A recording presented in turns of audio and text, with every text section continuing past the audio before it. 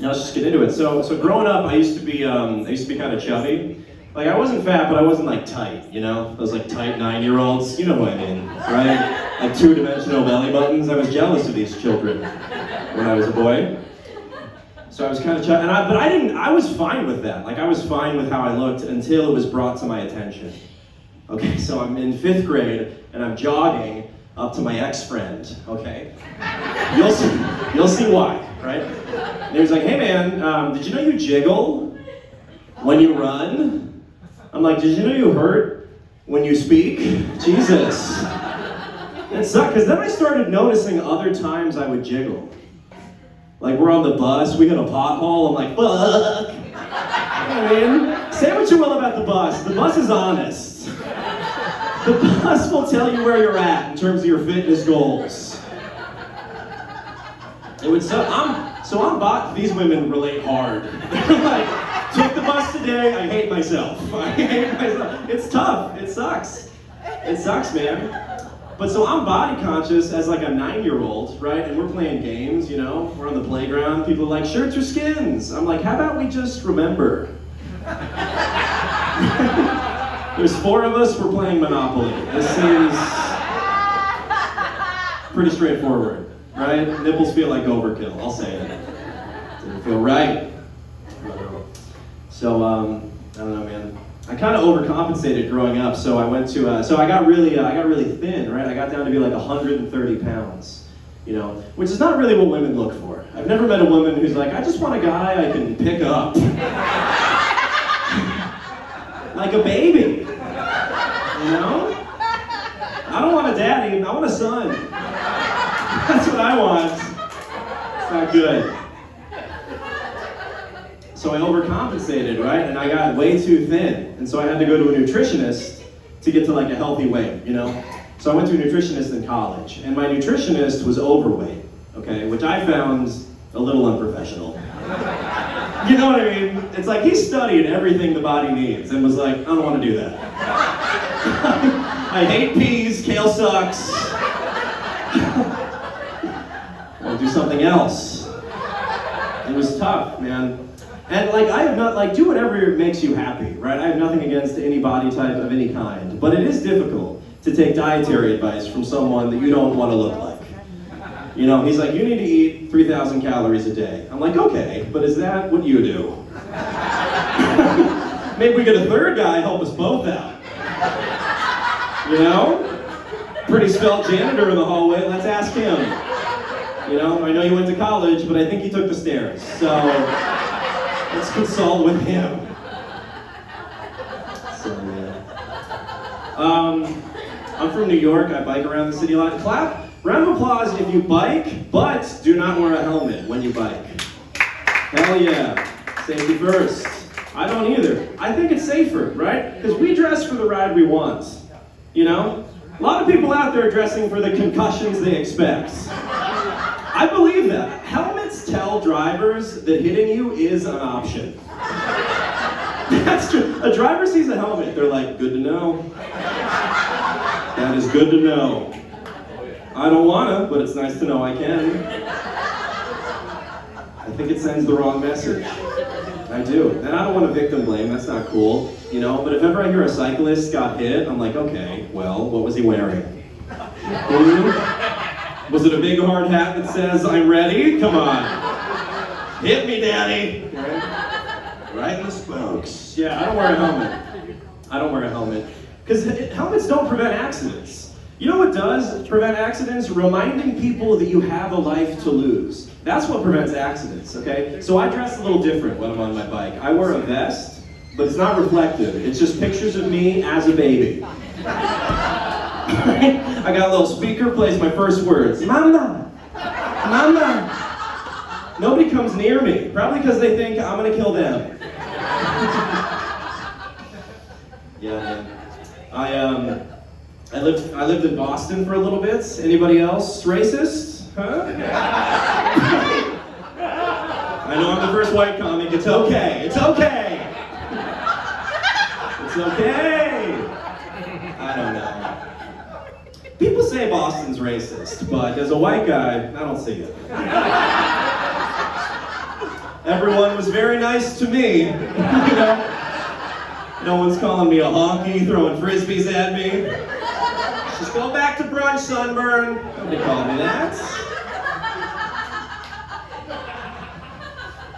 It's tough though, because so I would bike a lot in Boston, right? I'd bike around the city because it's pretty small, so it's like easy to get around. But it's very cold if you've never been to Boston. And so if you're biking past December in Boston, a lot of people, this is true, will assume it's because you have a DUI.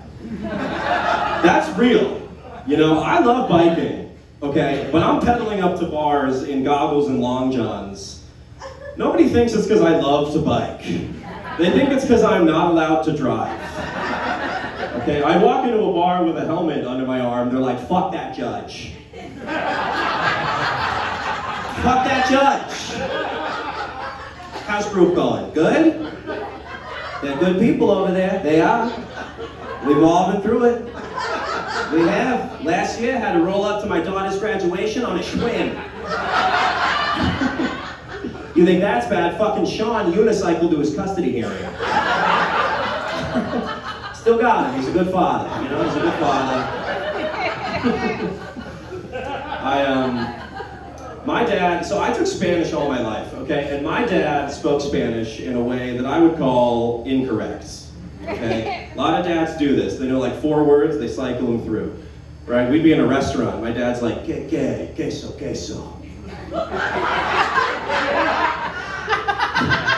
I'm like, Dad, that means what, cheese, cheese. That means nothing in every language. You might want to get a refund on Duolingo, Padre. All right, settle down. It's not good. He's a great dude, my dad. I love him. He passed away years ago, and I know he's in heaven, if such a place exists. But I do have a clear picture of what hell would be for my dad, because he was very cheap, and he always tried to teach me manly things, and I would never listen. So I feel like hell for my dad would just be having to watch an endless scene of me getting ripped off at AutoZone.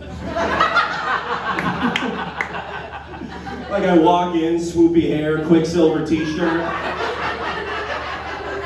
All right, one mechanic looks at the other, he's like, watch this.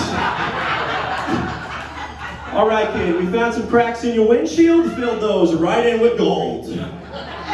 All right, it's a Japanese practice, this is a Nissan, don't question me. Okay, we changed your oil, we rotated your tires, we rotated your doors. All right, your passengers, your back left, your back left, your back right, your driver's side.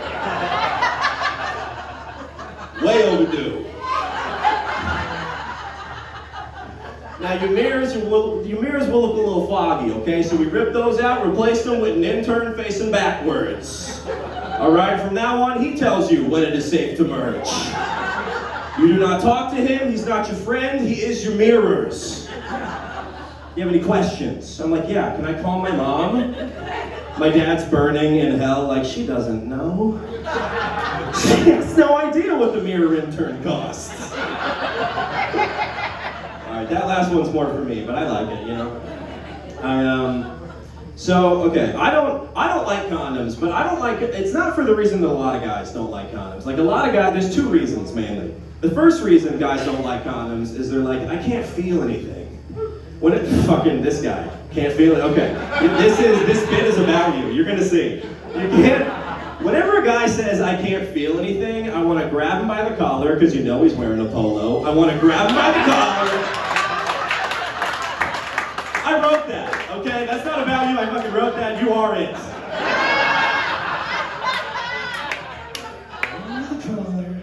And be like, don't you remember grinding? How happy we were?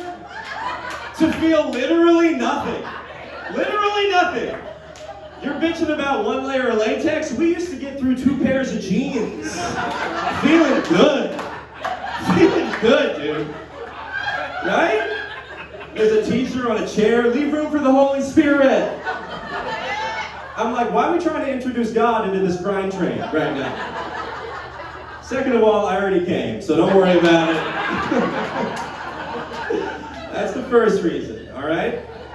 The second reason guys don't like condoms is they're like, ugh, It takes me so long to finish. I'm like, what else are you doing? You gotta send emails? You're in someone. What, you gotta check the weather?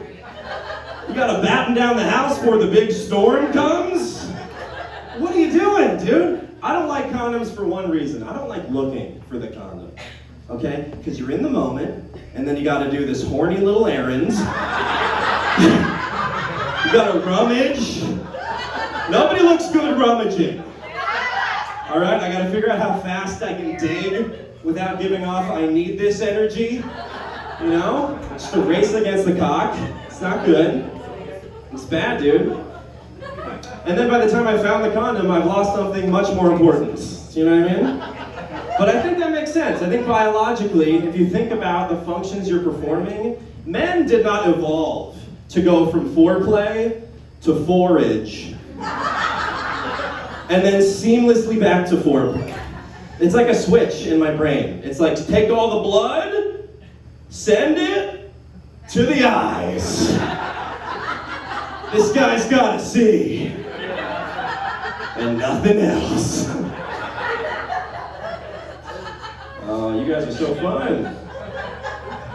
Okay, I'm gonna end on this last thing. I don't know how this is gonna go. Have you guys seen the show Love on the Spectrum? It's so good. It's very good. It's a show, if you don't know, it's a show about dating. Well, it's a show about autistic people dating and their struggles, you know. And it's very sweet. It's very wholesome, right? And everyone on the show is Australian. It's exclusively filmed in Australia. So I have to believe there's somebody out there in the world who has seen the show, but has never heard an Australian accent before. So that's just what they think autism sounds like. You know what I mean? Like, autism speaks, and it sounds like this. Okay? This is autism to him. This is the voice of social difficulty. It'd be a tough life, dude. He's watching a commercial, and he's like, well, come on down to Outback Steakhouse, home of the bloomin' onion. He's like, wow. That is so cool about Outback. To be so inclusive with their casting. That is so nice. All right, you guys have been a bunch of fun. I've been Zach. Thank you so much.